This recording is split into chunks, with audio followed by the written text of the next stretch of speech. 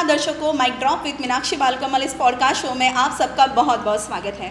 आज हमारे पॉडकास्ट में एक ऐसे गेस्ट हैं जो एक ऐसे धुरंधर है जिन्होंने अब तक हज़ारों डॉक्टर्स और हज़ारों इंजीनियर्स बनाए हैं, जिन्होंने अपनी ग्रेजुएशन मैकेनिकल इंजीनियरिंग में पूरी की और post graduation robotics manufacturing engineering में पूरी की और नेशनल और इंटरनेशनल एग्ज़ाम्स जैसे गेट, GRE, टोफेल, IELTS ऐसे एग्ज़ाम्स जिन्होंने क्वालिफाइड की और इसी के साथ साथ 16+ ईयर्स का जिन्हें नीट एंड JEE एग्ज़ाम्स का एक्सपीरियंस है, अपनी लाखों की जॉब ठुकरा कर जिन्होंने अपने टीचिंग प्रोफेशन को अपनाया, ऐसे धुरंधर का नाम है आदरणीय पंकज कुमार सर। नमस्कार सर, हमारे पॉडकास्ट शो में आपका बहुत बहुत स्वागत है। ये तो मेरा सौभाग्य है कि आपके इस फेमस पॉडकास्ट में आपने हमें इनवाइट किया, तहे दिल से शुक्रिया। सर, तो नीट और JEE के स्टूडेंट के लिए हमने जो ये पॉडकास्ट डिज़ाइन किया है, इसे शुरुआत करते हैं। सर, इंडिया जानना चाहता है कि नीट और JEE की जो एग्ज़ाम्स है इसे बहुत टफ माना जाता है, तो इसे इतना टफ क्यों माना जाता है और पंकज कुमार सर ने इसे कैसे ईजी बनाया है? एक्चुअली ये जो एग्ज़ाम है, ये नीट एग्ज़ाम, ये देश में सबसे बड़ी एग्ज़ाम है। जिस एग्ज़ाम में 25 लाख स्टूडेंट्स पार्टिसिपेट करते हैं और JEE जो अपनी एग्ज़ाम है वो अपनी इंडिया की one of the toughest exam है।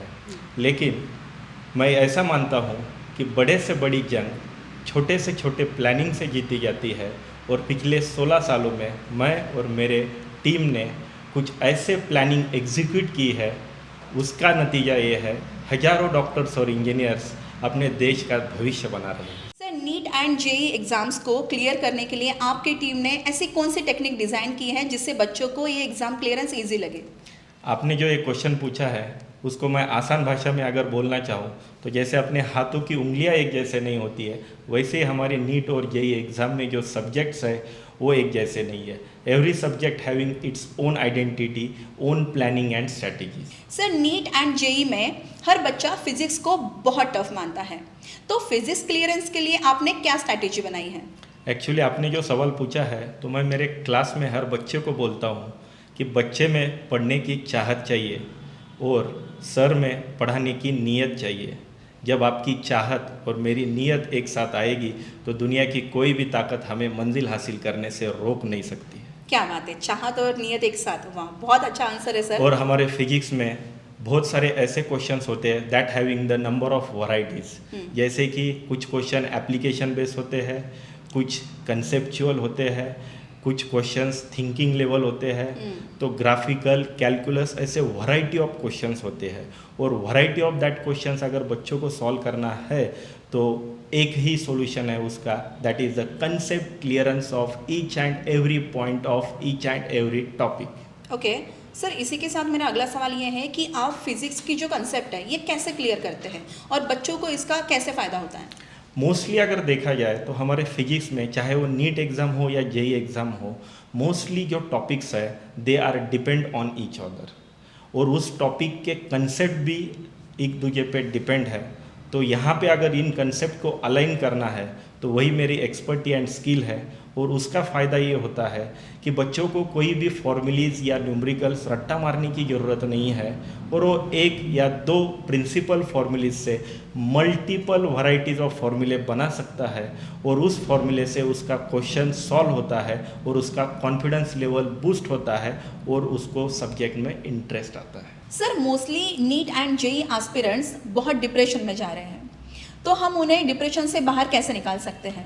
मैम, ये जो क्वेश्चन आपने पूछा है बस ये आपका नहीं है, ये मोस्टली पेरेंट्स और स्टूडेंट दोनों का है और यहाँ पे पेरेंट का और टीचर का दोनों का भी रोल इम्पॉर्टेंट है।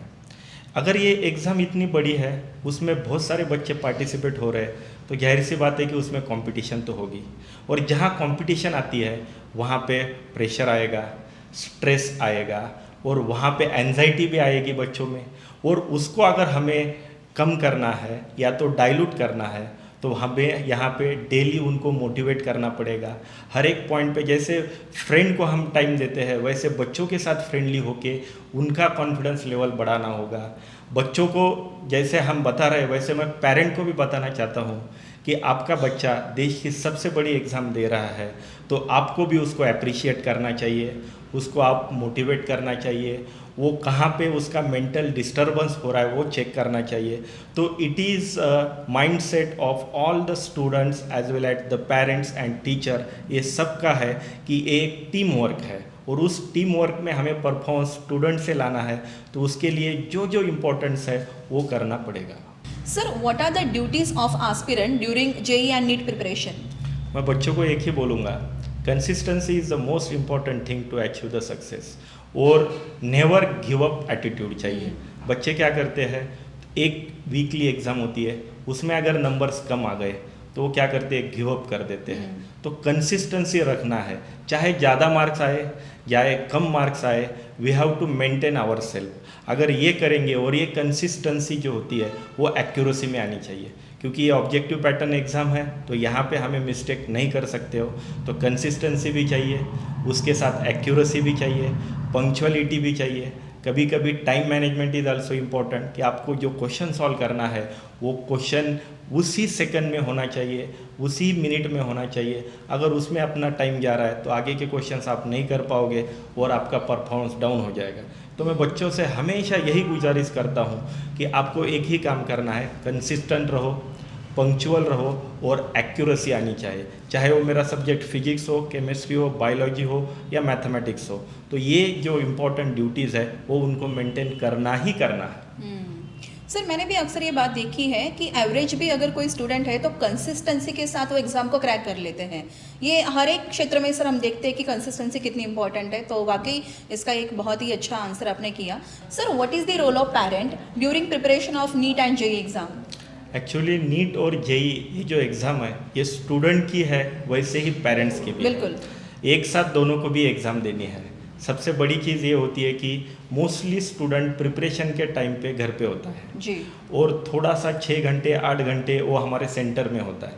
तो जब वो घर में होता है तो वहाँ पे भी घर पे पेरेंट्स को भी कुछ SOPs बनानी पड़ेगी कि जिसके वजह से घर का माहौल अच्छे से रहे।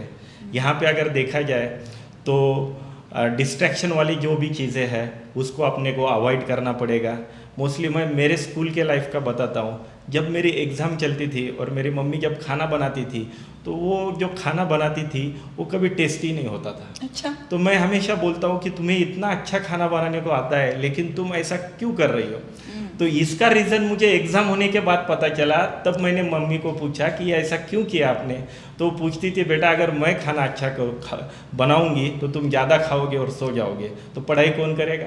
तो सबसे बड़ी चीज़ ये भी है पेरेंट्स की भी कि इतना भी टेस्टी खाना ना बनाए कि बच्चे खाते रहे। तो सबसे मेन है डाइट। ये मैं क्यों बता रहा हूँ आपको, क्योंकि diet is also one of the important. क्योंकि मैं मानता हूँ, मैं बच्चों को भी बोलता हूँ, the quantity of food eating is directly proportional to the time of spend of sleep. बिल्कुल। तो जैसे आप जितना खाओगे उतना आप सो जाओगे।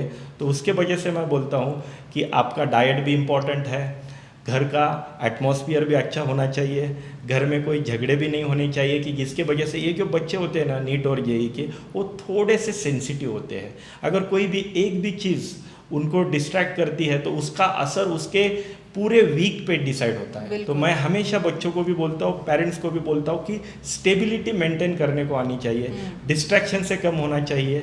ये सबसे बड़ी चीज़ है। और ये बस 11 के लिए 12 के लिए नहीं, it is NEET and JEE is the journey of 2 years।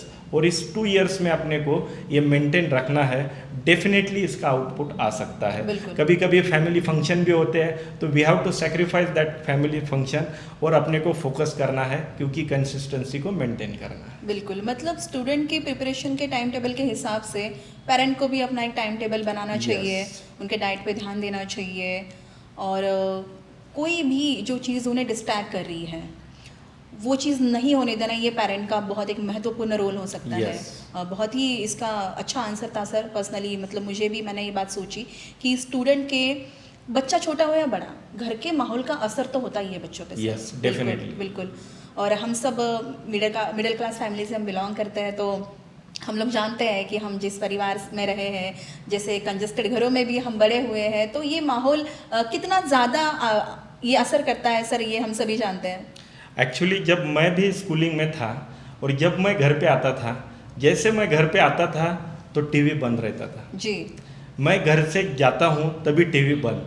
अभी ये सब उन्होंने मेंटेन किया। मेरे पापा को न्यूज़ देखने की आदत थी, अच्छा। उन्होंने उसमें सेक्रीफाइस कर दिया। मम्मी को सीरियल देखने की आदत थी, उन्होंने उसमें सेक्रीफाइस कर दिया।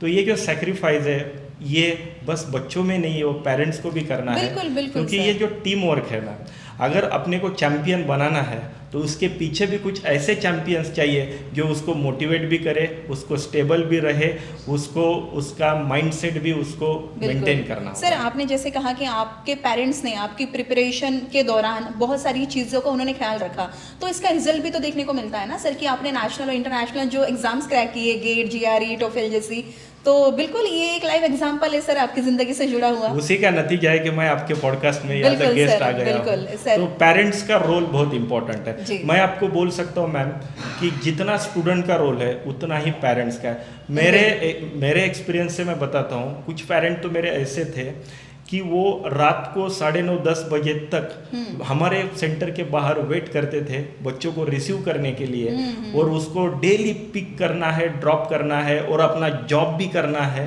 और ये सब बैलेंस करना है, और घर पे टेंशन हो वो भी उनको एक्टिंग करना। मेरे जो एक पेरेंट्स है वो बोलते हैं कि सर ये जो जर्नी थी नीट और जेई की 2 साल की, जी। उसमें मैंने भी कुछ सीखा है, मुझे भी ऐसे अच्छा माहौल रखने की एक्टिंग मेरे को आ रही है, और इसका फ़ायदा बच्चों पे आता है, और डेफिनेटली उसका आउटपुट मिलता ही मिलता है। बिल्कुल सर, सुबह बच्चे को उठाने से लेके कि या। उठ जा 5 बज गए, 6 बज गए, तो उनको रिसीव करने तक पेरेंट का जो रोल होता है बहुत महत्वपूर्ण होता है, और इसका रिजल्ट सर हमें देखने को मिलता ही मिलता है। जितना मैं तो ये अप्रिशिएट करता हूँ कि जितना रोल बच्चों को नंबर लेने में और टीचर में पढ़ाने में है, उतना ही या तो उससे ज़्यादा ही रोल उसके मम्मी का, पापा का, बिल्कुल। छोटे भाई बहन का बिल्कुल, ये भी बिल्कुल, होता है। बिल्कुल। कभी कभी घर में छोटे छोटे बच्चे रहते हैं तो उनको भी माइंडसेट किया रहता है कि जब भैया या दीदी अपनी पढ़ रही है तो आपको बाहर जाना है, आपको चिल्लाना नहीं है। तो ये टीम वर्क बहुत जी, अच्छा होना चाहिए, बिल्कुल। और सब में बॉन्डिंग होनी चाहिए। जी।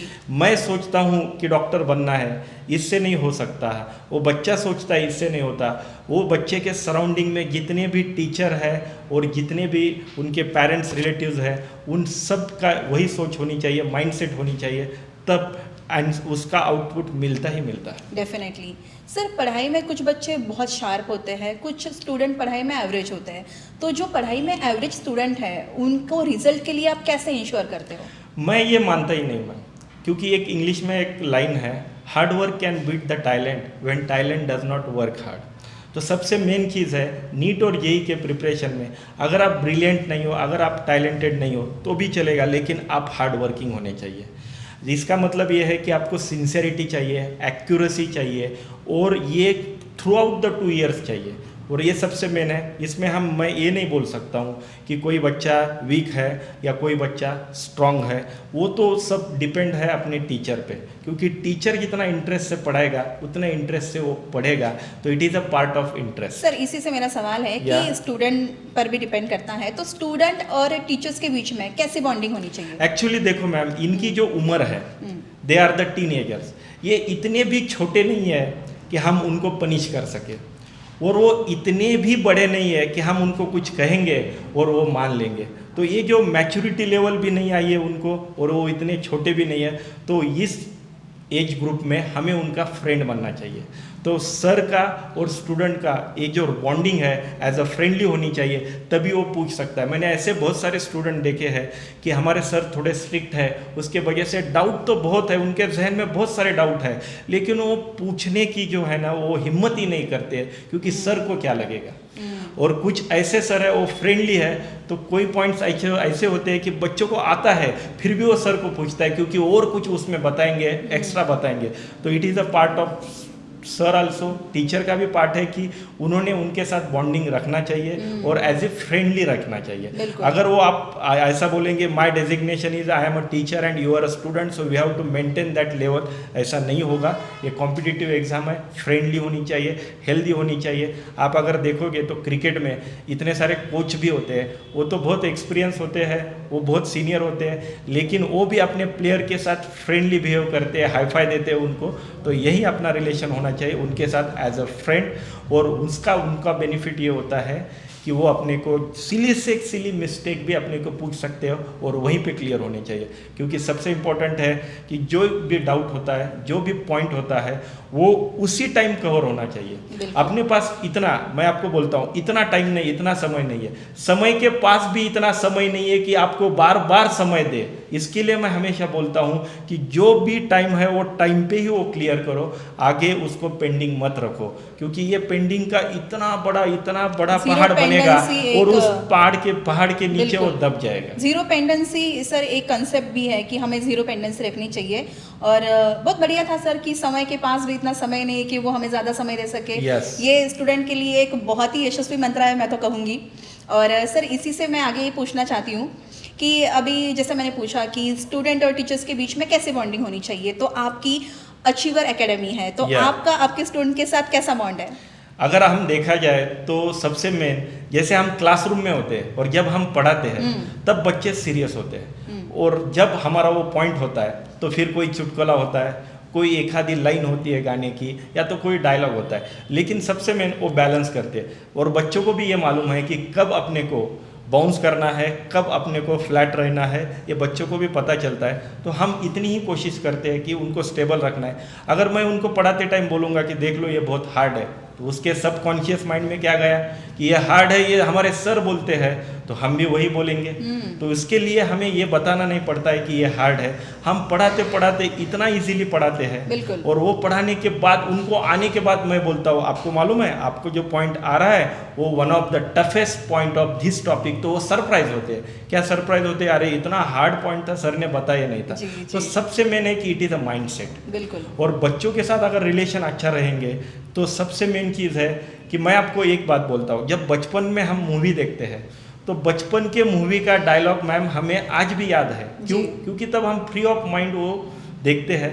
तो बच्चों को भी ये रियलाइज़ होना चाहिए और उनको भी ऐसे एटमॉस्फेयर में रखना चाहिए कि वो एंटरटेनमेंटली उसको सीखे और उसके दिमाग में बैठे। अगर हम उस पर कनपट्टी पे गन रखें और चलो ये पढ़ो बोलेंगे तो ये हो नहीं पाएगा। तो अपने को वो जो सब एटमॉस्फेयर है वो भी अच्छे से रखना चाहिए। और जैसे हम क्लास के बाहर आते हैं तो सर ये पॉइंट आज आपने बहुत भारी बताया सर, ये ऐसा किया, फिर कोई आता है सर इसमें मेरा दिमाग और चल रहा है। और कभी कभी ऐसा होता ही है कि हमारे दिमाग से ज़्यादा उनका चलता है, तो मैं अप्रिशिएट करता हूँ, यू आर साइंटिस्ट। क्या बात है।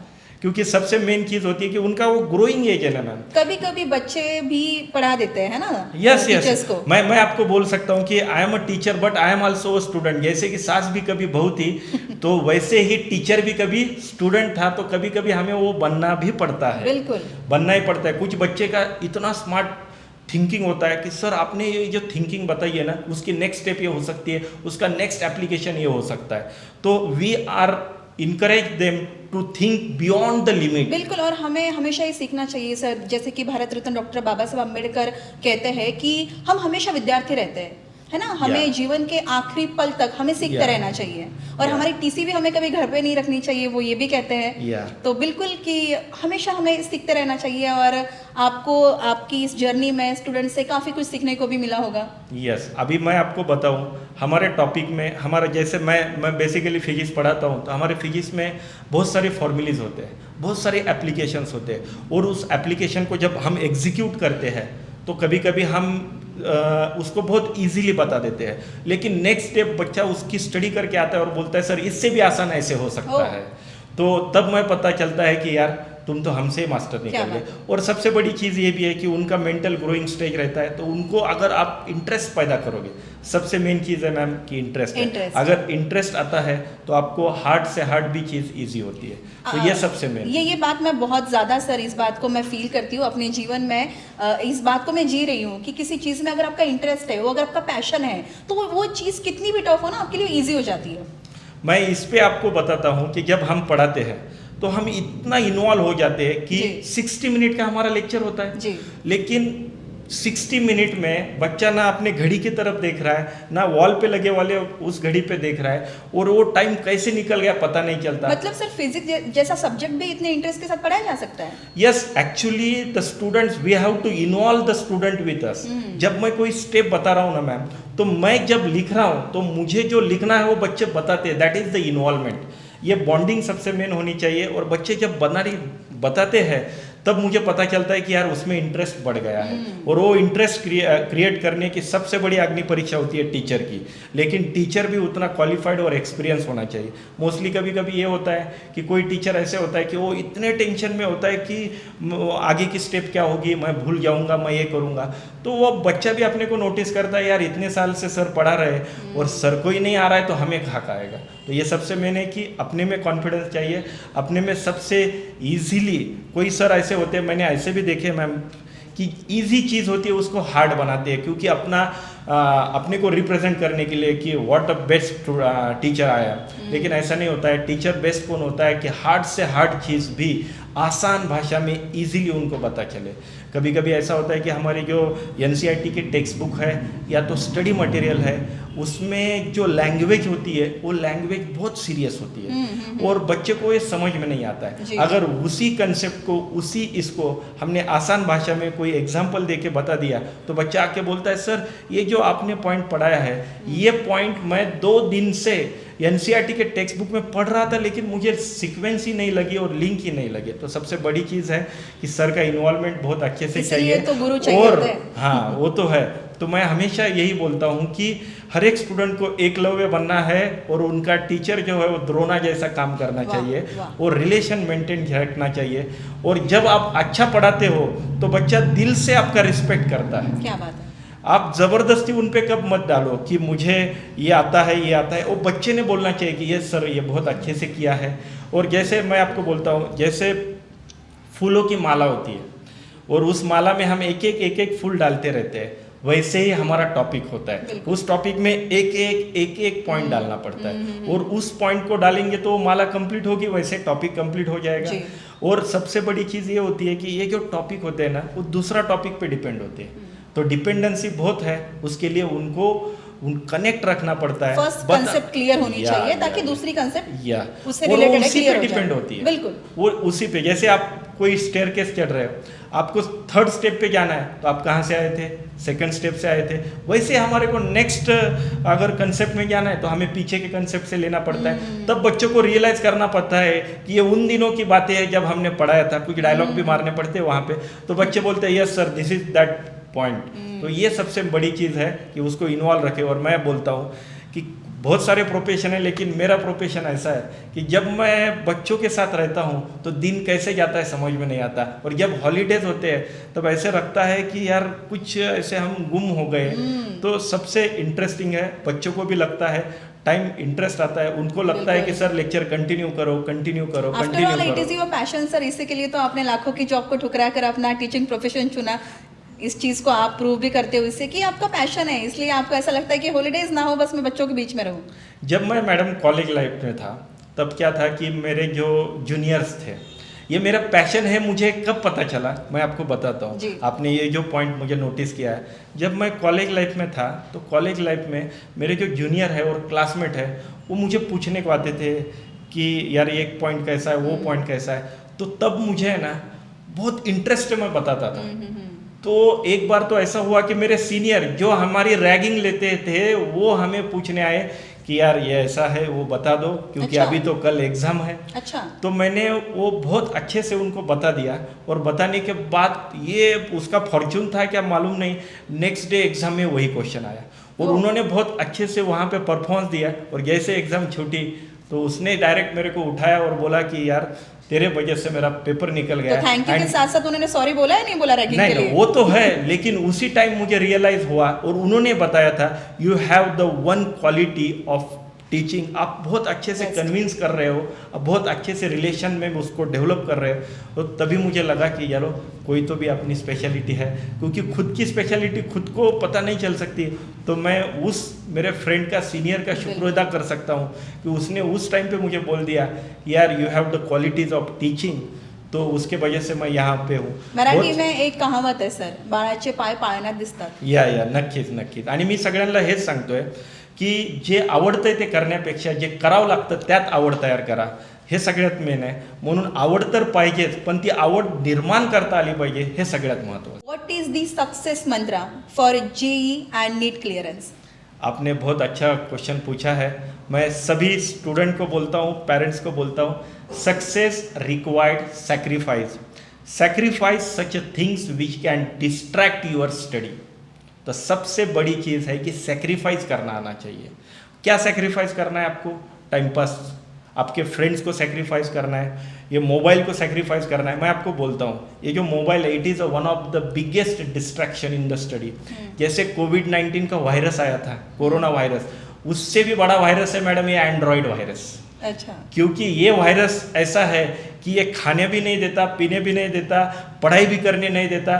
बच्चे रील्स बना रहे हैं, बच्चे टाइम पास कर रहे हैं सोशल मीडिया पे, तो वो डिस्ट्रैक्शन होता है। और मोस्टली अभी मैं देखा हूँ कि बच्चे ऑनलाइन का बहाना बताते, और ऑनलाइन लेक्चर अटेंड करना है उनको, ऑनलाइन का बहाना वो बता रहे हैं, लेकिन वो मोबाइल पे कुछ अलग ही गेम खेल रहे हैं। कभी कभी तो बेटिंग के गेम भी खेलते हैं। तो मैं हमेशा सबको बोलता हूँ कि ये डिस्ट्रैक्शन वाली चीज़ें हैं ना, वो खुद को सेक्रीफाइस करने को आनी चाहिए।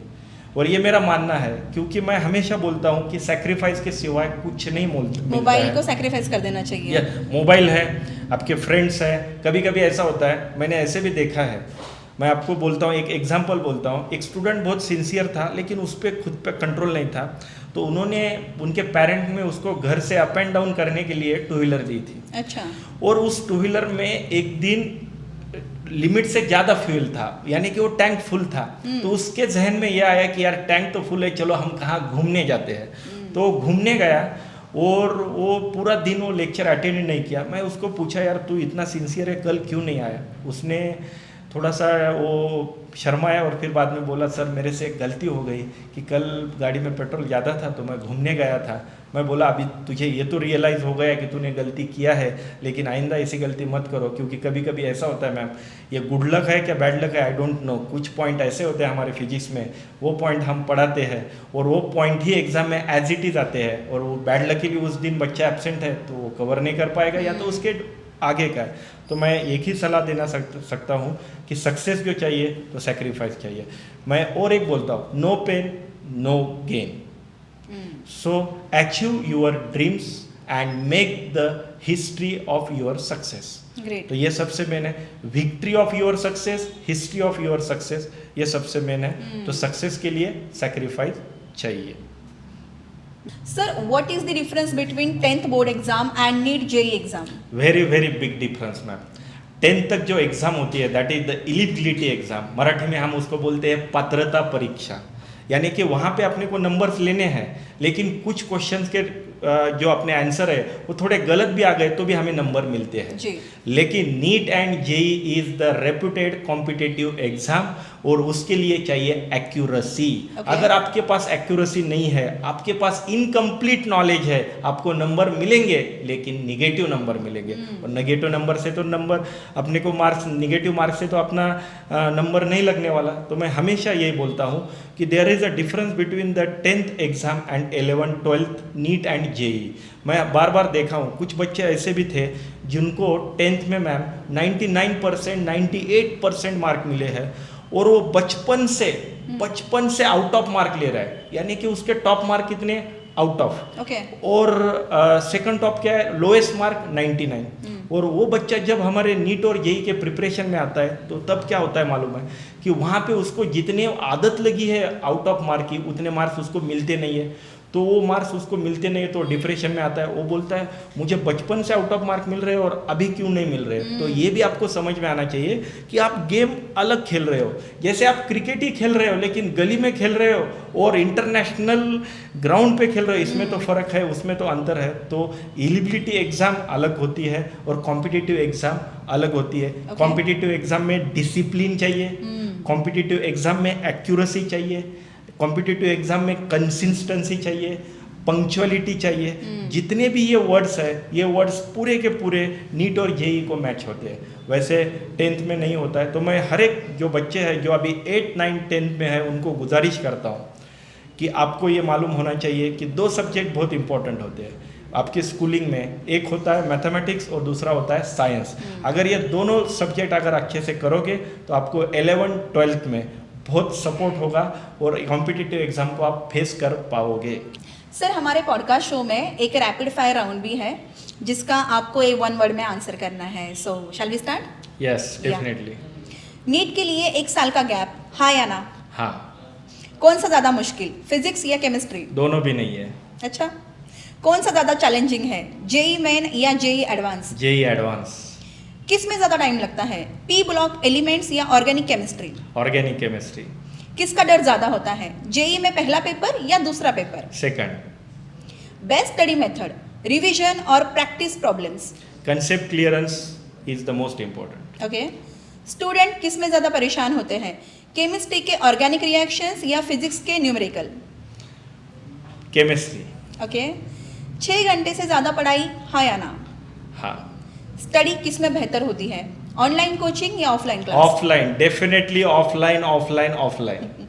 नीट के लिए सबसे ज़रूरी क्या है, कंसिस्टेंसी या हार्ड वर्क? बोथ। किसे ज़्यादा ध्यान देना चाहिए, फिजिक्स की कंसेप्ट या problems? Concept is the most important thing. Alright. JEE में एडवांस के लिए सही तरीका क्या है, कंसेप्चुअल क्लैरिटी या finishing? Finishing, that gives the shining of your knowledge. Mock test से ज़्यादा फर्क पड़ता है या रिवीजन से? बोथ। सर, मेरा आखिरी सवाल आपसे ये है कि अपकमिंग 2026 के जेई एंड नीट एस्पिरेंट्स के लिए आप क्या संदेश देना चाहते हैं? बहुत अच्छा सवाल पूछा है आपने मैम, क्योंकि अभी जो बच्चे एग्ज़ाम की तैयारी कर रहे हैं उनके लिए मैं एक लाइन बताना चाहता हूँ। जो great athlete, India's world's fastest जो एथलीट है उसेन बोल्ट, उनकी है। ये ज़रूरी नहीं है कि आप शुरुआत कैसे करते हो, ज़रूरी तो ये है कि आप ख़त्म कैसे करते हो। और अभी वही टाइम है जहाँ पे आप ख़त्म कर रहे हैं, वहाँ पे आपको 2x, 3x, 4x पावर से आपको परफॉर्मेंस देना है। Great. So thank you so much sir. आपने जेई नीट क्लियरेंस के लिए एस्पिरेंट को बहुत ही अच्छे से मार्गदर्शन किया। तो माइक ड्रॉप विद मीनाक्षी बालकमल इस पॉडकास्ट शो में हम आदरणीय पंकज कुमार सर, इनका शुक्रिया करते हैं। और ये जो पूरा पॉडकास्ट है, ये जो हमारे एस्पिरेंट है जो जेई और नीट के लिए दिन रात मेहनत कर रहे हैं, उनको हम बहुत बहुत बधाई देते हैं। धन्यवाद।